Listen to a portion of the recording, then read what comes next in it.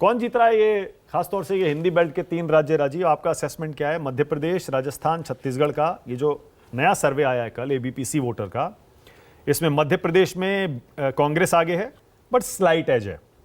राजस्थान में बीजेपी को बहुत तगड़ी बढ़त है, 127 से 137 200 में से, और छत्तीसगढ़ में कांटे की टक्कर है, लेकिन कांग्रेस थोड़ा सा आगे।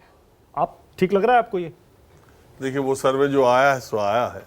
आलोक जी कांग्रेस के नेता हैं, रोज किसी न किसी टीवी चैनल पे बैठे रहते हैं, पूरा देश इनको कांग्रेस प्रवक्ता के तौर पे जानता है, और ये कह रहे हैं कि ये सर्वे करके आए हैं और इतनी सीटें ये बता रहे हैं।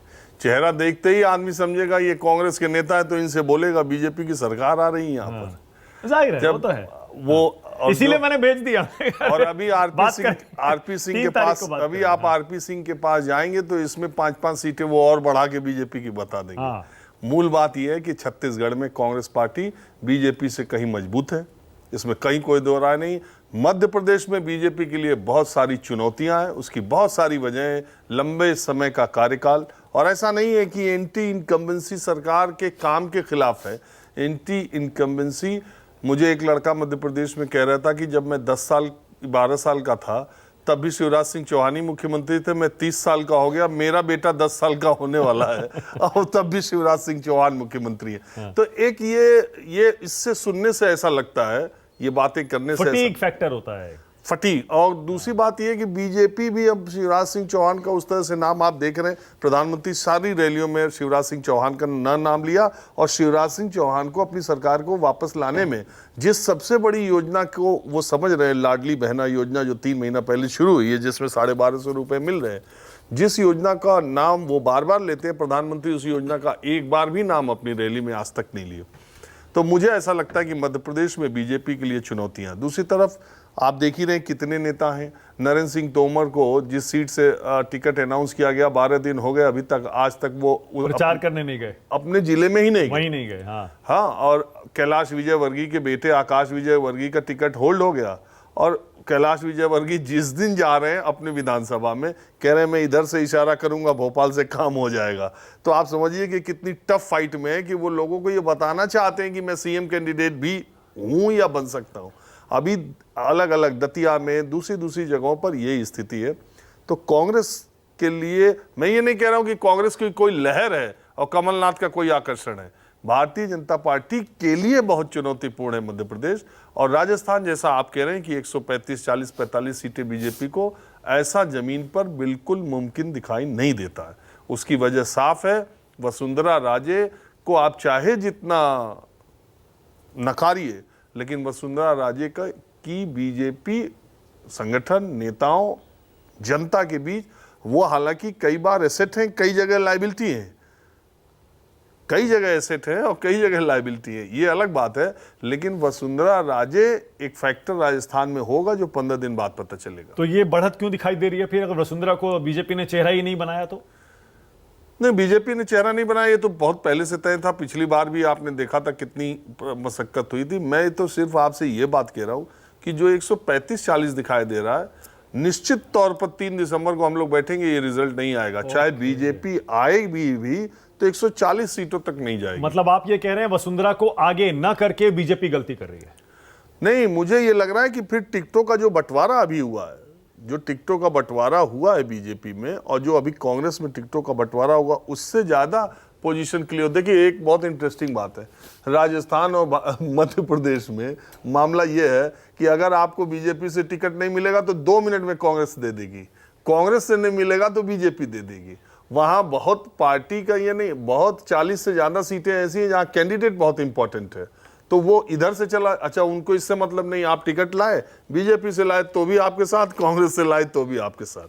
तीसरी जो इंपॉर्टेंट बात है मध्य प्रदेश में, वो ये कि पिछले 2018 के चुनाव में आप देखें तो 5% वोट मायावती को मिले थे, 2 सीटें मिली थी, जिसकी वजह से करीब 12-13 सीटें कांग्रेस पार्टी हार गई थी। अब इस बार मायावती का क्या रोल होगा? 5% मत मिले थे, आप देखिए वोट परसेंटेज के हिसाब से कांग्रेस को बीजेपी से कम वोट मिला था, सीटें ज्यादा मिली थी, लेकिन 5% बीएसपी ले गई, जिसकी वजह से कांग्रेस को 14-16 सीटों का, लोग कहते हैं कि 12 से ज्यादा, 1.5 दर्जन से कम, दर्जन से ज्यादा सीटों का नुकसान कांग्रेस को हो गया, तो बीएसपी का क्या रोल होगा, ये भी बड़ा इंपॉर्टेंट है मध्य प्रदेश के लिए। छत्तीसगढ़ में मैं देख रहा हूं कड़ी टक्कर, अचानक एक सर्वे दिखाने लगा। इससे पहले तो हम मानते थे बघेल बहुत आगे है। छत्तीसगढ़ का ये सर्वे मुझे तो सरप्राइज कर रहा है, क्योंकि इसमें इतनी कांटे की टक्कर दिखाई जा रही है। 45 से 51 है कांग्रेस, मतलब 90 है, 45 का बहुमत का आंकड़ा देखिए, हम लोग तो टीवी में काम करते हैं और इतने दिनों में टुडेज, चाणक्य, न्यूज 24 के अलावा किसी सर्वे पे हमको विश्वास नहीं रहा। हमारा 1-2 बार गलत हो गया, अलग बात है। हाँ। लेकिन बाकी सर्वे अभी आप देख ही रहे थे, चुनाव घोषित हो रहे थे 5 राज्यों के, कई चैनल दिखा रहे थे लोकसभा के। तो ये क्यों आते हैं सर्वे, कब आते हैं, इसकी टाइमिंग क्या है? इलेक्शन के पहले, अनाउंसमेंट के 2 दिन पहले आते हैं, फिर अनाउंसमेंट के 2 दिन बाद आते हैं, 10 दिन बाद कुछ और आते हैं। तो मैं उसमें नहीं जाना चाह रहा हूँ, उनके जो भी तरीके हो। आपने मुझसे सवाल पूछा कि मैं गया था और मैं कल अच्छा, से... अब तो हाल के दिनों में एक बड़े हिस्से को कवर करके भी आए हैं। अगर मैं आपसे ये कहूं कि देश का मूड क्या है, क्योंकि देश के जितने सर्वे आए हैं लोकसभा के, उसमें 300 पार एनडीए है, बीजेपी 290, 260, 260 तो शायद एक आध नहीं आया, 275, 280, कुल मिलाकर अभी भी सारा अगर आप मिला दें, जितना भी आपने एरिया कवर किया है हाल के 4, 6, 8 महीने में, आपका असेसमेंट अभी भी यही रहेगा? मैं तो हमेशा कहता हूं कि इंडिया में और एनडीए में कोई फर्क नहीं है, बस एक इक्का है, नरेंद्र मोदी का चेहरा। वो चला तो फिर इंडिया हारेगा, वो नहीं चला तो फिर इंडिया जीत जाएगा। एनडीए और इंडिया में कोई फर्क नहीं है, पार्टी में, नेताओं में, लोगों की अपील में, सब चीजों में। सिर्फ मोदी, नरेंद्र मोदी का चेहरा एक ही चीज है। तो आप जहां जा रहे हैं मोदी पर ही बात होती है? हाँ, मोदी फैक्टर मुझे दिखाई देता है। अब चुनाव होगा, मोदी को आना है कि मोदी को जाना है, इसी पर होगा। यानी इसी पर होगा। लोग देंगे मोदी के लिए, देंगे मोदी के खिलाफ, या तो मोदी के साथ हो या मोदी के खिलाफ। बिल्कुल। ओके संजय जी, क्या ये अपने आप में एक अलग तरह का चुनाव होने वाला है 2024 का? कि गठबंधन तो बन गया, जिनके पास एक चेहरा नहीं है, इंडिया गठबंधन, बीजेपी के पास, एनडीए के पास नरेंद्र मोदी है, जैसा राजीव रंजन कह रहे हैं, ये चुनाव या तो मोदी के पक्ष में होगा या मोदी के खिलाफ होगा? बिल्कुल, मैं राजीव रंजन जी की बात से सहमत हूं, क्योंकि कई बार ऐसी चर्चा होती रही है कि क्या ये चुनाव मोदी वर्सेस राहुल हो, गांधी होगा, मोदी वर्सेस कोई और होगा।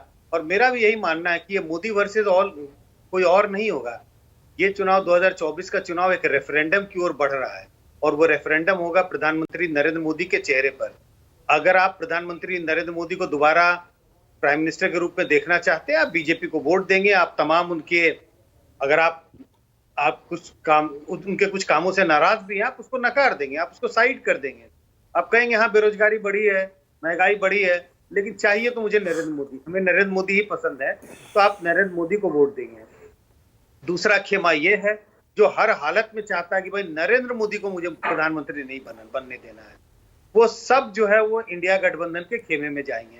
तो राजीव रंजन जी की बात से मैं बिल्कुल सहमत हूं। मेरा भी यही मानना है, 2024 का चुनाव प्रधानमंत्री नरेंद्र मोदी के चेहरे पर एक रेफरेंडम होने वाला है, उनके बारे में, उन पर एक रेफरेंडम है। ओके, और रशीद किदवई की बात से तो आप सहमत नहीं होंगे ना? त्रिशंकु लोकसभा तो आप नहीं देख रहे हैं 2024 में? नहीं, रशीद किदवई जी की बात का नहीं है कि उनकी बात से मुझे सहमत होना या नहीं होना। मतलब मैं अपनी तरफ से पूछ लेता हूं। हाँ, मैं अपनी तरफ से पूछ लेता हूं। नहीं, मैं समझ रहा हूं ना, लाइटर नोट। हाँ, ऐसा नहीं है कि मुझे उनसे मेरी उनसे कोई दुश्मनी है, उनकी बात से सहमत नहीं होगा।